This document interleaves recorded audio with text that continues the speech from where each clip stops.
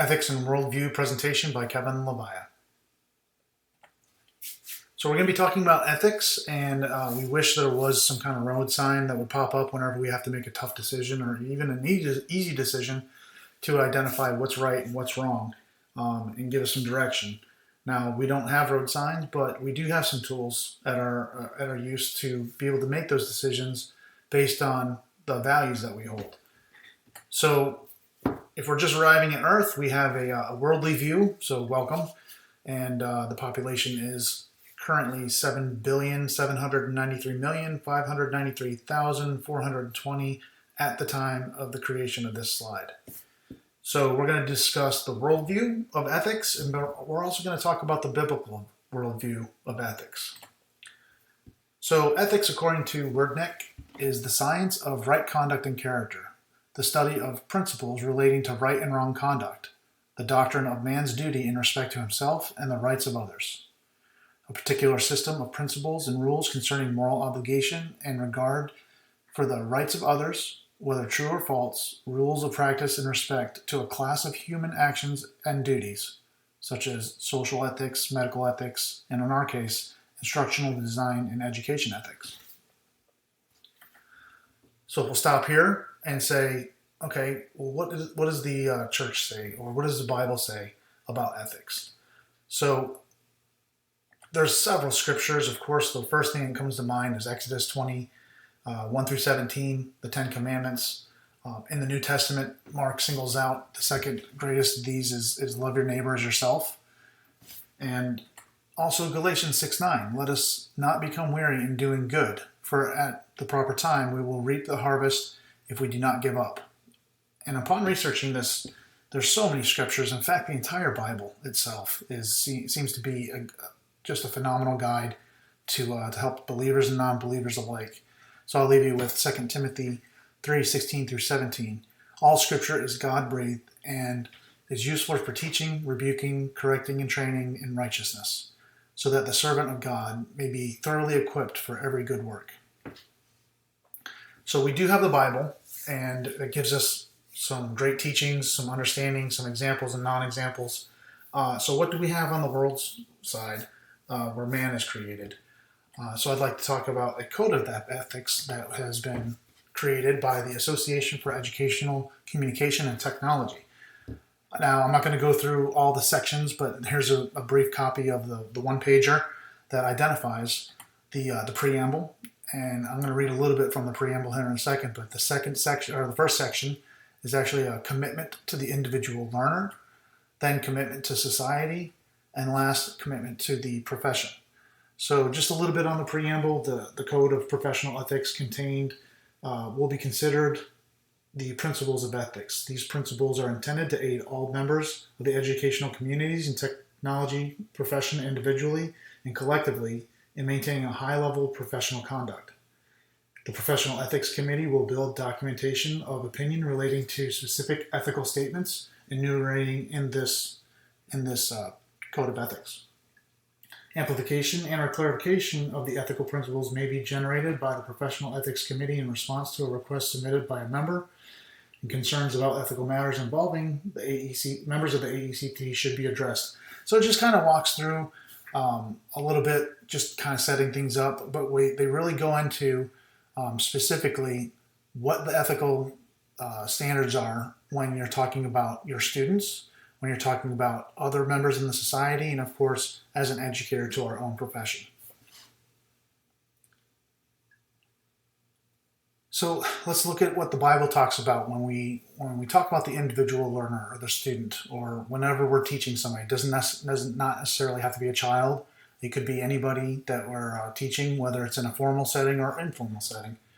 So Psalm 127:3-5, the children are a heritage from the Lord, offspring a reward from him. Like arrows in the hands of the warrior are children born in one's youth. Blessed is the man whose quiver is full of them.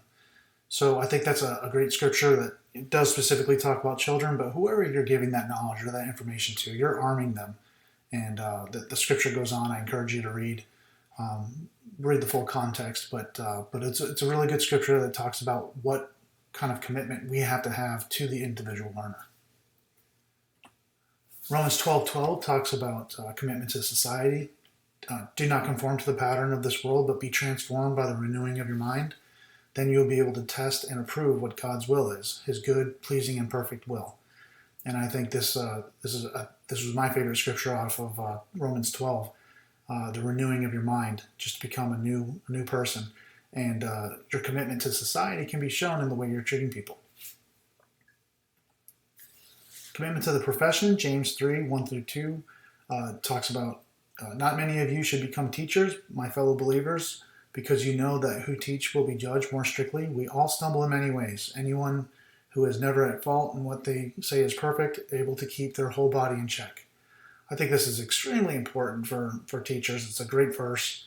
But when we're trying to just be the best teacher that we can be, an educator, we do get put up on pedestals, and we have to live in that manner, such that we do not get knocked off. But we all fall short. There's another verse, but in this particular case, when you step into the profession of being a teacher, you need to have that commitment. So we talked a little bit about, okay, right or wrong, left or right, whatever the road sign might be, but there's some things that might be unintended. And there was a really good video that we had assigned that we had to watch, and it was, I think it was an excellent video, very philosophical and talking about ethics. But we're talking about there's some inadvertent ethical considerations that we might cross that line. And I just want to make you aware of some of the things that were brought up in this discussion. So there's 4 types of things that we need to really look out for when designing a class, whether it's online or through a computer program that we're designing.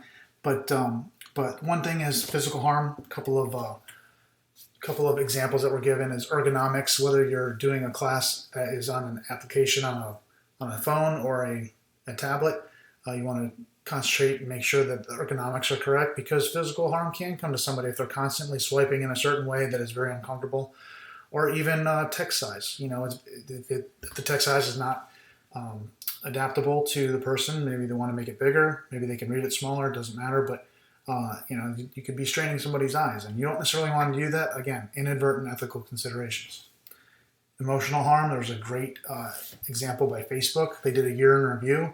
I think I saw one of the other videos, when they take all your pictures from Facebook, and I don't necessarily practice on Facebook anymore, but they could pull up a year in review, and 2020 wasn't the best of all years, and there could have been some sad stories on there that they were bringing up. So I thought it was a really cogent point when talking about emotional harm, that they might bring up some pictures of maybe somebody passed away or your house burnt down, and I thought that was very interesting to put that perspective on it. Impolite software. Another thing is if software is built into your program that is rude or obtrusive, those are things you should consider. You might think that you're trying to help them out, but inadvertently upsetting some people. Exclusion, another one. Maybe there's differently abled people who maybe for color blindness, or there's a lot of blind people in the world as well, or that can't barely see. These things need to be taken into consideration, and of course, older adults who need to manipulate some of the accessibility options. Again, you might be excluding these people inadvertently. And one of the funnier examples that were given, it was non-intuitive parking signs. That was a very good one. Basically, a parking sign, there's so many rules and regulations depending on what day and what time and where you're actually parked. It could be very confusing, and there could be an injustice done just for somebody who's not able to put all that together, or maybe even voting and trying to check off exactly who you want in office when you vote. Maybe the holes aren't lined up where you can punch them or fill them in. So just a few examples of some of the things with physical harm, emotional harm, exclusion, and injustice that might be built into your software or your curriculum that could cross over that ethical line and causing harm, excluding, or causing injustice. So again, let's talk about what the supporting scripture is for physical harm. So John 10:10, the thief comes only to steal and kill and destroy. I have come that they may have life and have it to the full. So of course, I'm not narrowly talking specifically about physical harm, but the enemy is out there, and he will try to destroy. Emotional harm. Ephesians gives us 4:32. Be kind and compassionate to one another, forgiving each other just as Christ forgave you. Exclusion. 1 Corinthians 12 talks about just as the body, though one, has many parts, but all in its many parts from one body, so is it with Christ. For we were all baptized, one Spirit, so as to form one body, whether Jews or Gentiles, slave or free, and we are all given to the one Spirit to drink. Even so, the body is not made up of one part, but many. And last, injustice. Proverbs 21:15 gives us, when justice is done, it brings joy to the righteous, but terror to evildoers. So thank you for visiting Earth and getting the worldly views as well as the biblical worldviews. And since when I closed this presentation out, the population grew about 2,000 people. So now we're up to 7,793,595,578. And thank you for watching.